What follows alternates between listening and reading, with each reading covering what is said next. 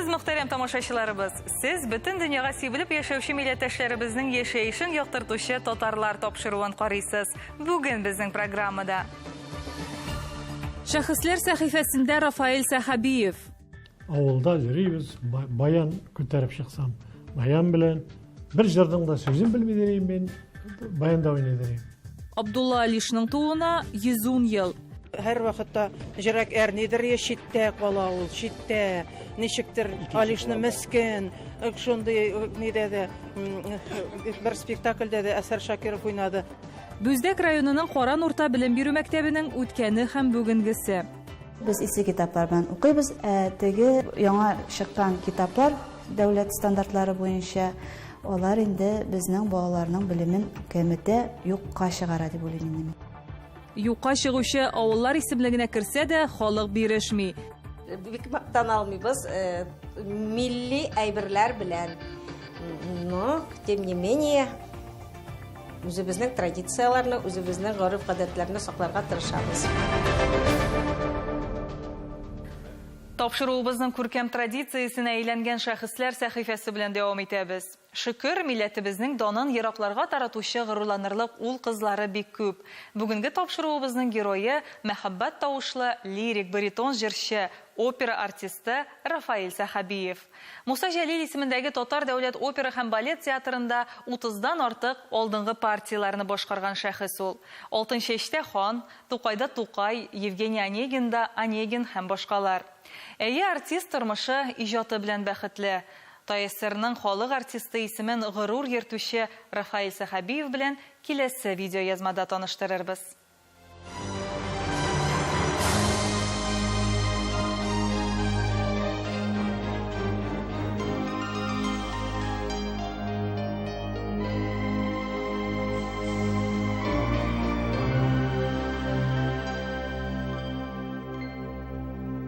Җылыйсы нигә җыларга, җыланма кирәк түгел, юкса бит ир егеттә дә шау тимер йөрәк түгел. Кыяфәте чын француз, тавышлары итальян. Бу исемне ул Европадан, моңны татардан алган, дип яза аның турында Разил Вәлиев. Рафаэль абый Сәхәбиев белән алтын көз төсләренә манылган парк юлларын бергәләп урадык. Мин ничектер барыбер язны яратам. Күз ул матур булса да, аны бик күп аңа шигырьләр багышланса да, ничектер яз алда җәй икәнне күрсәтә. Күзләрне күзләмә, айларга карама, моң булып күз нурын тарала. Җырлаганда мин һәр вакытта әйтәдерим.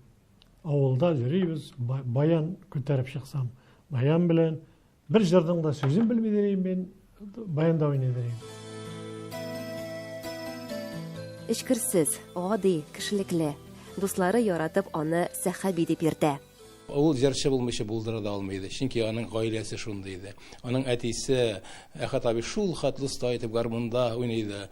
Аның әнисе Кәшиф апа шул хәтле матур итеп җырлый. Аның абыйсы Рафис шулай шундый матур тавышлы җырчы иде. Рафаэль Әхәт улы Сәхәбиев 1951 елның 8 июлендә Түбән Кама районының Шәңгәлче авылында туа. Матур тавышлы егет бөтен туган тумачасын, дусларын гаҗәпкә калдырып, мәктәптән соң техник белем бирүче училищега укырга керә. ПТУга барып эләктем дә, анда бик көчле үзешчән сәнгать. И шунда хорга җырлый башладым. Вот шуна китте җырлау. Аппаратчик. Нефтехим промышленностьның аппаратчигы. Вот и андагы укытучы бик Геннадий Ларионович. Бик шәп. Шундай җитәкче бар иде. Аннан музыка училищесы, аннан соң консерватория.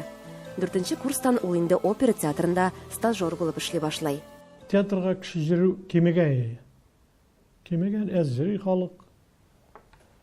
Декорацияларны алыштырганчы күп вакыт үтә. Безнең бәхеткә каршы ул җылларда Нияз ага Даутов кайтты, режиссер. Бек шәп режиссер, бу җырчы булган кеше. Шул кайтты Свердловскийдан. Свердловскийдан, Чиләбедән. Ул безне яшьләргә, ул әйтте, яшьләргә партиялар, җырларга рольләр бирә кирәк. Бурдага ясак түләүдән ул ваз кичте. Бүген аңа минем иң каты хөкемем булды. 40 елдан артык гомерен театрга багышлый. Авырлыкларын белмәдек, рәхәтләнеп эшләдек дип искә ала. 30дан артык операда алдынгы партияләрне башкарган җырчы ул. Сәхнәдә җырлап кына калмыйча, артист була белгән шәхес. Тотынасың бер рольне, бер партия дип әйтәбез. Өйрәнергә. Шундый шәтрекле җырлап бетерлек, өйрәнеп бетерлек түгел. И һәр вакытта уйлыйдым, ничек моны өйрәнеп бетергә? Шуты өйрәнеп бетерә алмам мин моны дип әйтәдер. Өйрәнеп бетереп булмас. Юк, барыбер өйрәнелә. Дон Паскуале менә авыр шундый ни иде.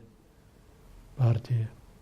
Фигурасы җырлау ниләре белән авыр булса да, җиңел өйрәнелде. Ул гастроль рәхәт кенә иде. Ул артист булган кешегә гастрольгә чыгу кызык кына ул. Бәхетле еллар дип әйтәсең дә.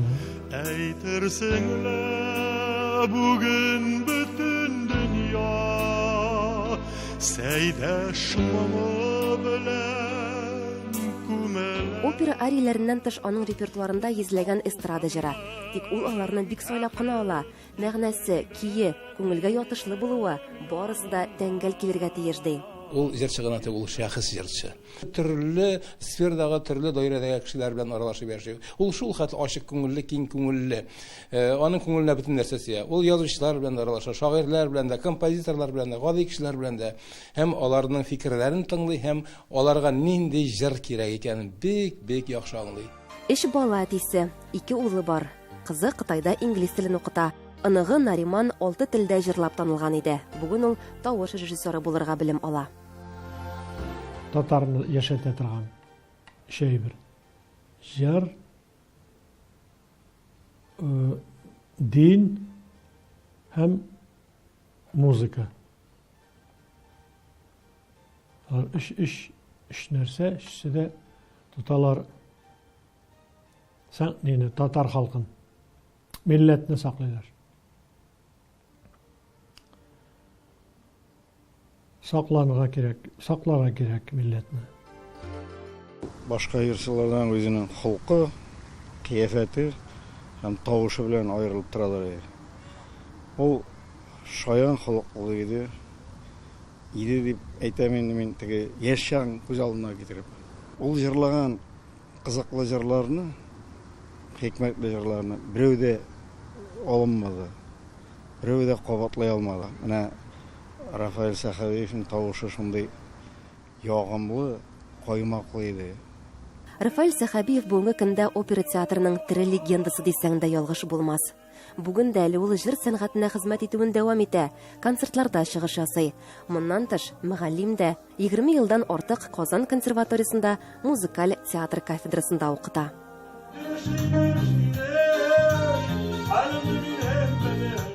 Лесин Хаҗиева, Татарлар, Казан. Сер түгел, башка бик күп җәлейшеләр һәм Бөек Ватан сугышында һәлак булган татар язучылары арасында танылган шагыйрь, балалар язучысы Абдулла Алиш исеме ничектер гел шәүләдә, икенче пландагы язучы сыман кала иде. Соңгы вакытта аның якташлары һәм туганнары үз вакытының танылган язучы исемен мәңгеләштерү буенча шактый эш башкардылар. Алишның туган авылында Спас районы Күйектә аңа бюст куелды, музее ачылды. Шушы көннәрдә шагыйрьнең 110 еллыгына багышланган чараларда исә язучының бюсты яңартылды. Болгар шәһәрендәге Абдулла Алиш музеенда яңа экспонатлардан торган экспозицияләр ачылды. Бик күп санлы татар язучылары, шагыйрьнең туганнары һәм күрше төбәкләрдән килгән кунаклар катнашында узган юбилей чараларыннан Рамис Сафин репортажы. Чыннан да оештыручылар тарафынан бу көнне татарның танылган язучысы Алишка багышланган байтак чаралар планлаштырылган. Аларның беренчесе әлбәттә инде аның туган авылы Көйүктә башланып китте. Авыл клубы янындагы бакчада элек тә шагыйрьнең гипстан эшләнгән бюсты бар иде. Район җитәкчелеге танылган якташларының юбилеена аны яңартырга уйлаган. Хәзер фашист тоткынлыгында үлемне батырларча кабул иткән Абдулла Алиш авылдашлары каршында бронзадан карап торачак. Бюстны ачу тантанасында чыгыш ясаган язучылар, туганнары Алишның батырлыгы турында, аның иҗаты әле тулысынча өйрәнелеп бетмәү хакында да сөйләделәр. Ульян өлкәсеннән килгән шагыйрь Рауил ага Шафигуллин үз тәэсирләрен шигъри юллар белән әйтеп бирде. Рәхмәт сезгә, Абдулла Алиш өчен. Бездәге шәһирдән томаннарга күмеләләр икән бу яклар. Тугайлыкта кишләшәләр кебек сару тутлап йөргән яшь атлар, Акбузатта җиле бузатыслы, көләш йөзле япь-яшь Абдулла. Моннан 6 ел элек авыл китапханәсендә Абдулла Алишка багышланган экспозициядә булдырылган. Алиш бәйрәменә кайтучы кунаклар да анда булып, гомере 36 яшендә фашист төрмәсендә эзелгән язучы турында яңа мәгълүматлар таба алганнардыр. Абдулла Алиш туган йорт нәкъ менә шушы урында булган. Кызганычка каршы бүгенге көндә инде әлеге йорт юк, ләкин шушы урында авылның балалар бакчасы. Әмма ләкин Абдулла Алишлар яшәгән йортның ишек алдындагы менә шушы таш амбар бүгенгә кадәр сакланып калган. Сүз дә юк, юбилейга ныклап әзерләнгәннәр, яңа бюстта куелган, музейда ачылган, ләкин ни кызганыч, Алишның әсәрләрен туплап, китабын чыгаруны гына онытканнар. Татарстан китап нәшриясы Аллаһка шөкер эшләп тора. Президентыбыз баш калдырмый. Biz bu хатабызны ничек тә төзәтербез. Абдулла Алишның әкиятьләрендә, аның әсәрләрендә балалар бик көтә. Бүгенгесе вазгыятьтә бигрәк тә туган тел турында барган чакта, әгәр дә без шушы Абдулла Алиш әкиятләре белән балаларыбызны тәрбияләмәсәк, шушы классигыбызның да китаплары киштәләрдә тормаса, балаларның өстәлендә тормаса, ул дөрес булмас иде. Мин һәрдаим татар китапханаларына кіріп тұрам, хабар алып тұрам. Востребован, русча айтсак, Абдулла Алиш востребован. Әмма ләкин магазинларда табып булмый. Туганнары җаенда акчасын да тапканнар. Язучы турында истәлекләр, аңа багышлап язылган шигырьләрне туплап, Алишның туганы Азат абый Сункишев үз акчасына һәйкәленә чәчәкләр дигән китап чыгарган. Ни кызганыч, тиражы гына нибары 50 дәнә. Бик авырлык белән җыелды, ләкин шулай да мәктәп 110 яшьләгән җыллыгы ничек тә булса истә алып итәргә кирәк дип бик тырыштым инде, бик авыр булды. Хәзер өлкән кеше бит инде хәзер. Барыбер эшләдем, барыбер тырыштым. Көннең икенче ярсында кунаклар Киек авылыннан Болгар музей тыюлыгына килделәр.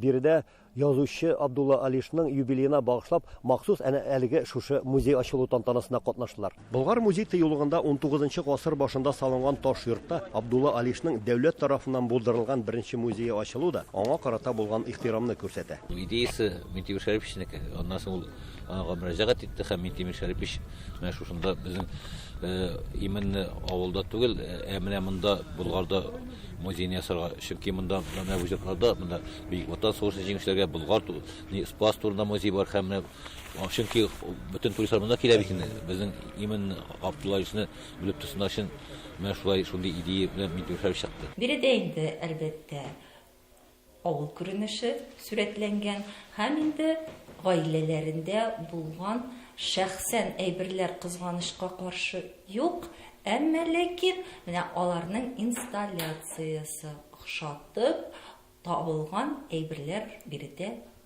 урнаштырылган. Язучының бәйрәмгә килгән туганы Гөлшат апа музейга бүләк итеп, Алишның бер туган сеңлесе Мәрьям апаның шәхси әйберләрен дә тапшырды. Туганнары әйтүенчә, башка бик күп җәлилчеләр һәм Бөек Ватан сугышында һәлак булган татар язучылары арасында Абдулла Алиш исеме еллар дәвамында ничектер күләгәдә икенче пландагы язучы сыман кала килде. Һәр вакытта җөрәк әрнидер читтә кала ул, читтә. Ничектер Алишны мескен, шундый нидә бер спектакльдә дә Әсәр Шакиров уйнады. Мескенләнеп, менә аның шул вакытта Рыкыя апа, Алишның иптәше, хатыны җылады. Нигә мине чакырмадылар икән? Алиш мондый түгел. Язучылар да шулай иттеләр, менә барысында да әсәрләрне Габдрахман Сәләмов Хафизда, Шәйхиман Нурда язганда да менә аларны ничектер Алишны менә шул җәй рухында гына күтәрелеп китеп, көчле рухлы кешегә әйләнгән дип тасвирлыйлар. Фашист тоткынлыгында 36 яшендә гомере өзелгән шагыйрьгә багышланган тантана район мәдәният йортында дәвам итте. Анда аның шигырьләре укылды, әкиятләреннән үзекләр күрсәтелде. Бәйрәмдә Татарстан язучыларының Абдулла Алиш премиясе лауреатында игълан иттеләр. Конкурска тәкъдим ителгән 7 кандидатурадан язучы Факил Сафин иң лаеклысы дип табылган. Мин үзем гомерем буе, үземнең инде хезмәт вазифам буенча да, аннары инде күңел кушу буенча да балалар белән эшләдем. Инде Абдулла Алиш балалар язучысы. Һәм инде ул моторлыкка, тәрбиягә өйрәтә торган язучы. Менә минем гомерем буе балалар белән эшләгәндә, аның иҗатында балалар белән өйрәнүгә зур хезмәт куйган кешеләрнең берсе. Шулай итеп, татар әдәбияты ел язмасында үзенең лаеклы урынын тапкан чын батыр язучы Абдулла Алишның чираттагы туган көне дә тарих битләренә язылды. Татарстанның Спас районыннан Рамис Сафин, татарлар. Сез татарлар тапшыруын карыйсыз. Программабызның икенче өлешендә. Бүздәк районының Коран урта белем бирү мәктәбенең үткәне һәм бүгенгесе. Без исе китаплардан укыйбыз. Теге яңа чыккан китаплар дәүләт стандартлары буенча алар инде безнең балаларның белемен кәметә юкка чыгара дип уйлыйм. Юкка чыгучы авыллар исемлегенә керсә дә халык бирешми. Бик мактан алмыйбыз милли әйберләр белән. Но, тем не менее, үзебезнең традицияларны, үзебезнең гореф-гадәтләрне сакларга тырышабыз.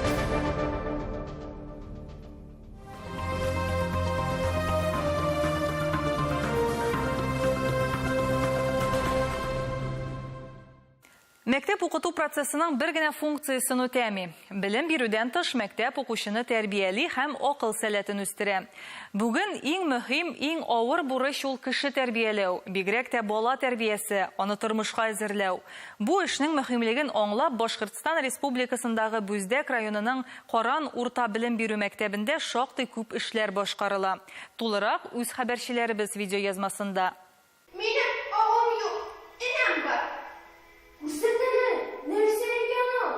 Китап укырга кызыксыну уяту, иҗади эшләр башкару максатыннан инде шушы театрны оештырып җибәрдек. Безнең тамчылар дигән әдәби түгәрәк эшләп килә. Курчакларны безнең укучылар үзләре тегәләр инде, декорацияларны үзебез әзерлибез.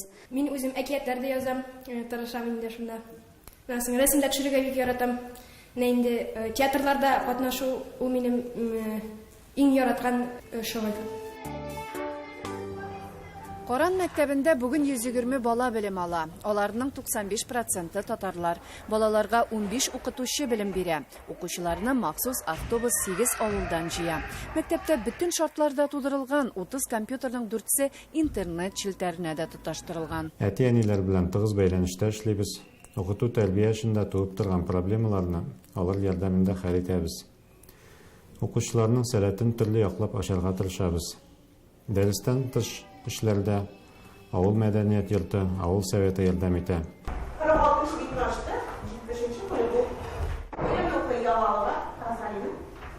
Укучылар төрле иҗади конкурсларда катнаша, шигырьләр, мәкаләләр, хикәяләр язалар һәм һәр вакытта призлы урыннарны яулап киләләр.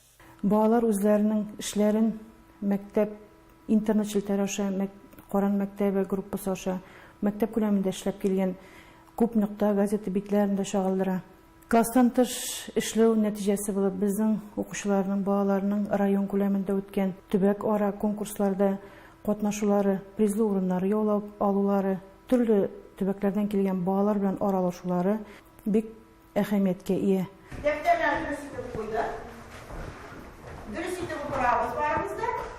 Коран Соф татар авылы. Мәктәптә татар теле 1-нче сыйныфтан 11-нче сыйныфка кадәр укытыла. Федераль дәүләт белем бирү стандартлары таләпләренә туры китерү дәресләрнең сәгатьләрен киметкән билгеле.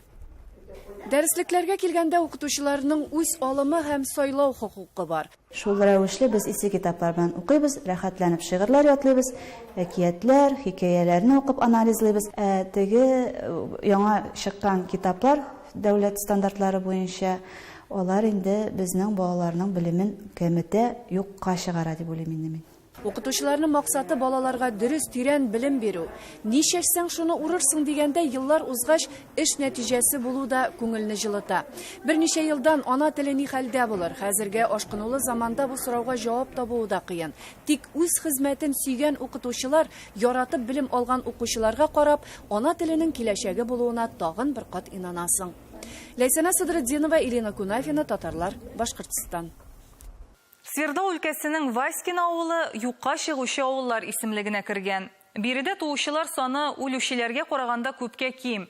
Әйе, авылдагы тормыш җиңелләрдән түгел, эшсезлек, акчасызлык, әмма авыл халкы бирешми. Берничә ел элек оптимальләштерү вакытында да алар татар мәктәбен саклап кала алганнар.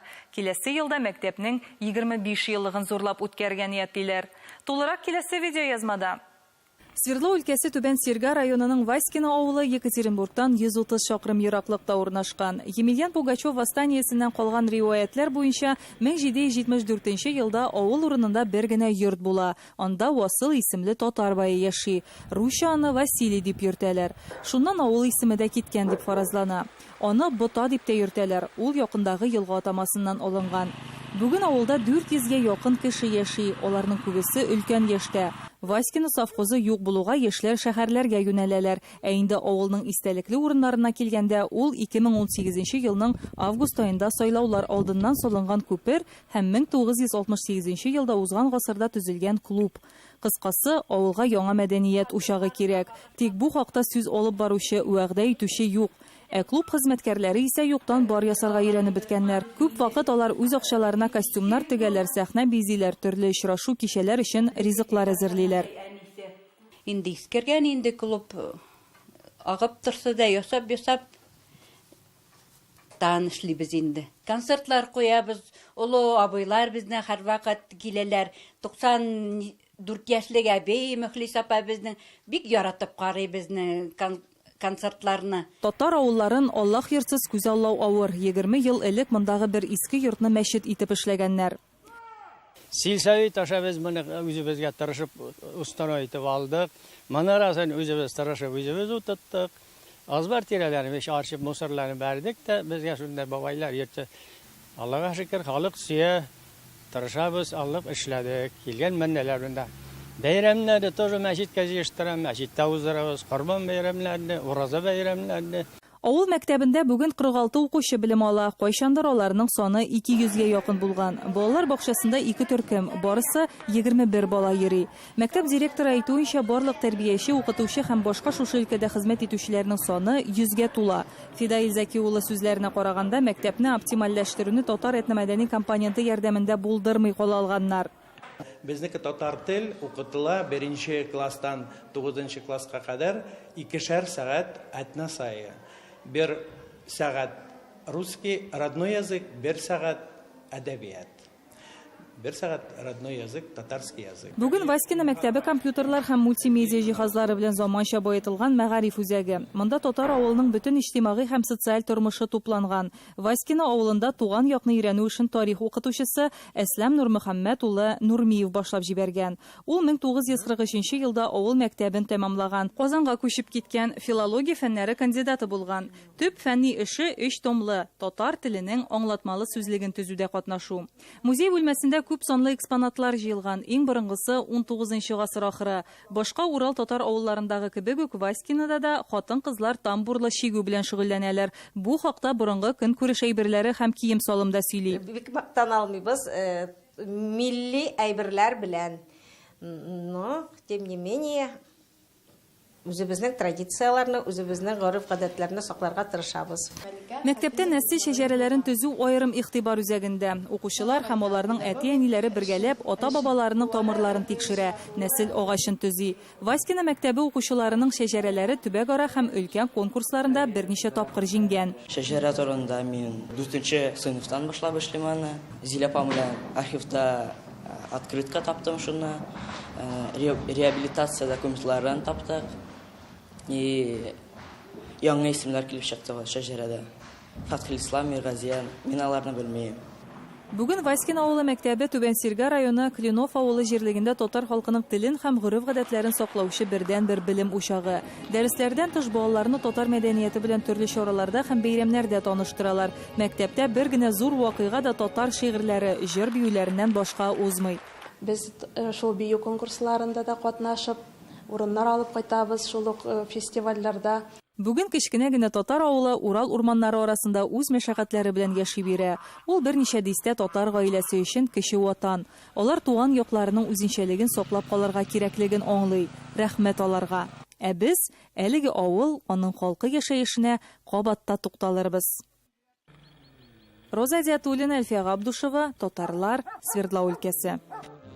Бүгенгә менә шулар. Татарлар игътибар үзәгендә сәяхәтләрен дәвам итә һәм милләттәшләребезнең яшәешен сезгә дә җиткереп бара. Иртәгә дә дәвам итәрбез. Сау булыгыз.